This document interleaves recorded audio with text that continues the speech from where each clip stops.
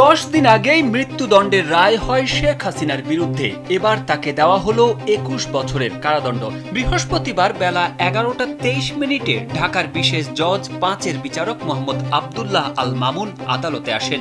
এরপর তিনি দুদকের করা 3 মামলায় রায় ঘোষণা করেন। মামলাগুলোতে শেখ হাসিনার সঙ্গে তার ছেলে সজীব ওয়াজেদ জয়, মেয়ে সাইমা ওয়াজেদ পুতুল সহ আসামি 23 জন। রাজধানীর পূর্বাচলে রাজুকের প্লট বরাদ্দে জালিয়াতির অভিযোগে সাবেক প্রধানমন্ত্রী শেখ হাসিনার বিরুদ্ধে দুদকের করা 3 মামলায় 21 বছরের কারাদণ্ড দিয়েছেন আদালত। প্লট বরাদ্দে দুর্নীতি নিয়ে করা হয় এই 3টি মামলা। এসব মামলায় আসামিদের মধ্যে একমাত্র গ্রেপ্তার হয়ে কারাগারে আছেন রাজুকের সাবেক সদস্য মোহাম্মদ খুরশিদ আলম।